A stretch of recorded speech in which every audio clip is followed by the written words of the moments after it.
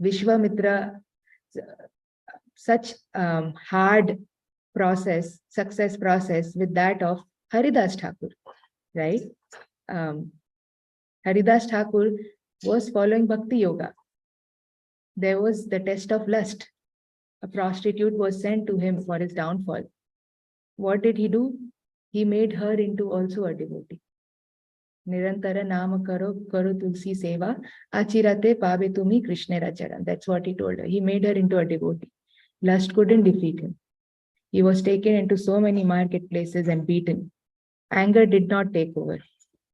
Bhakti Yoga was still strong to keep him steady. So we can see comparisons, right? That how Bhakti Yoga can be strong and simple at the same time compared to the Ashtanga Yoga process. That is another process of trying to get to Paramatma. Right? So basically all this to say that, and again, I mean, we have so many other examples in Bhagavatam of Dhruva Maharaj. Dhruva Maharaj did so many austerities, very hard austerities. He started with fruits and roots, then started eating dry leaves, then only water, then only air he was breathing. Then he stopped that also. The whole manifestation became so like burning hot that only then Krishna came to his heart and then appeared in front of him in the form of Narayan. Right? So, and then we even see Narad Muni's example. When his mother passed away, he was wandering, he goes to the forest, he does meditation, many, many years of meditation, and then Krishna appears in his heart for a little second. Right? So we have seen those processes also work, but they have been hard. But what we have seen is when we do Bhakti Yoga, then all the effects that was achieved by Narad Muni through his meditation or by Dhruva Maharaj, all of that and more can be achieved just by the process of Bhakti Yoga. Right? And that is what Srila Prabhupada, he came to give us. That is what Chaitanya Mahaprabhu has given us. And the very amazing fact about Bhakti Yoga is that it is very simple. It doesn't matter our condition, current condition or state, whether I am pure internally or impure internally, whether I am pure externally or impure externally, whether I have many lifetimes of sins accumulated on my shoulders as a burden, or whether I've been very pious and I have no previous sins, whether I have no material desires, whether I have many material desires, whether I have desire for liberation. No matter the state, right? Meditation on Krishna can purify us and it will give us the ultimate destination. You know, when we do Shravanam and Kirtanam, Krishna helps reveal himself in our hearts. He assists us personally in that process. And this is the process that Chaitanya Mahaprabhu and Srila Prabhupada came to give us. Right? Like I said, there is no prerequisite of the current state to perform bhakti. When Srila Prabhupada, he came to the Western world, what was the population that he had to change or bring to bhakti? They were not the purest. They were not the purest internally, externally, engaging in many unpleasant activities. What did Prabhupada say? Prabhupada only said, just chant and take prasadam. He would keep a jar of gulab jamun at the entrance of the storefront, and anybody coming and going would just honor that gulab jamun prasadam. And that purified them, right? That purified them. So just chanting and prasadam. Prabhupada's method is very simple. One time, it's a very interesting episode. One time Prabhupada was watching or hearing some impersonalists, some Mayavadis. They were speculating about God. Who is God? Is he personal, impersonal? What is the stature of God? How does he look like? And all of these speculations were happening. Prabhupada was honoring prasadam that time. Prabhupada is eating his prasadam. When he heard all of this speculation, he just popped a gulab jamun in his mouth and he said, let these speculators speculate as much as they want about who Krishna is. We will eat our way back home, back to Godhead. Prabhupada said this while popping gulab jamun, the ISKCON bullet. So Prabhupada and Chaitanya Mahaprabhu have been very merciful in giving us this process of bhakti yoga, right? Prabhupada guaranteed there will be a time when we will see Radha Krishna, when we will see Krishna Balram face to face, and we'll be feeding them and they'll be feeding us. Prabhupada said that bhakti yoga, through bhakti yoga process, it is possible. The only appeal, the only request that Prabhupada made in return for this mercy that he has given to us that can change our lives, that is changing our lives, is to chant our 16 rounds and follow the 4 regulative principles and not to leave this institution, right? So the essence of bhakti yoga as compared to Ashtanga yoga, which is so hard, so complicated, comes with so many risks, has such a long incubation period, has so many ways we can downfall and have to start from zero.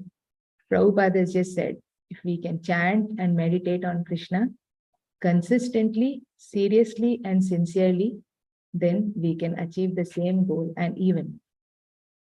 So that is what I wanted to share about this verse. Again, I don't have any qualification to talk about Srimad Bhagavatam or be sitting here and sharing. It's only because of authorities' commands and requests that I'm trying to please them and Srila Prabhupada with this endeavor. So please forgive me if I've spoken anything wrong. Hare Krishna.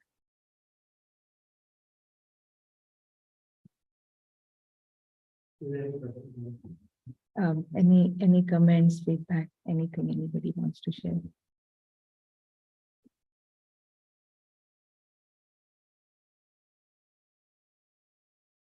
Thank you. Hare Krishna.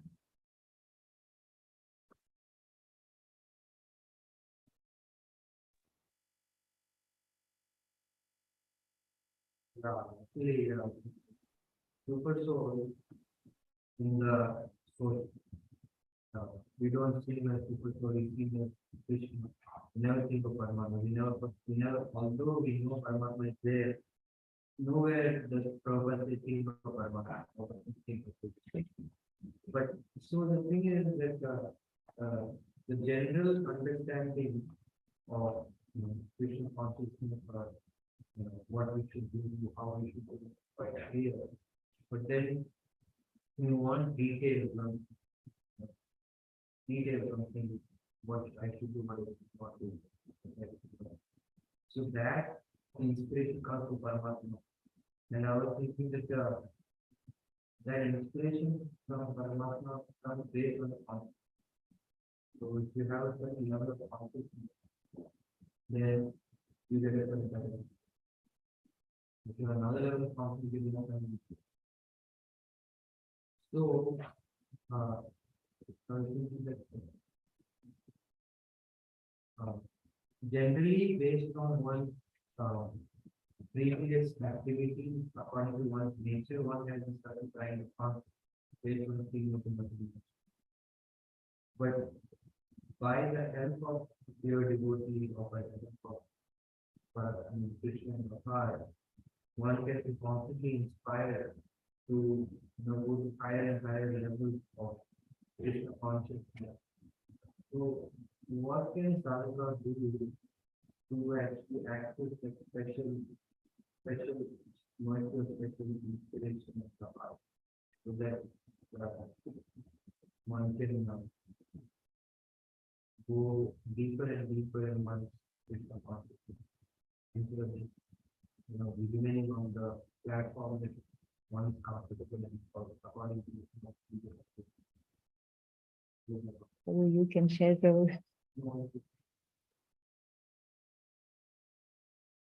I think Prabhuji, I just feel Chaitanya Mahaprabhu simplified the whole process. Prabhupada simplified it even further. And all our Shiksha and Diksha gurus are trying tirelessly to help us follow in that. Like Yugal Kishore Prabhuji was sharing yesterday when he closed his class.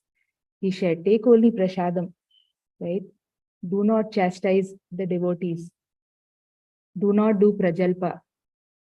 So these, I think we do not understand because they seem so simple, sometimes we fail to understand the gravity of these points, but they do have an impact on our consciousness. Following our guru, we've received our guru who is trotting our path back to Godhead, who's simplifying it so much.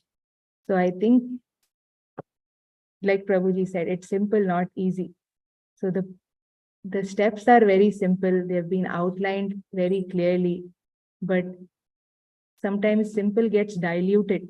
And that's where I think the effect also gets diluted, Prabhuji. That's what I feel.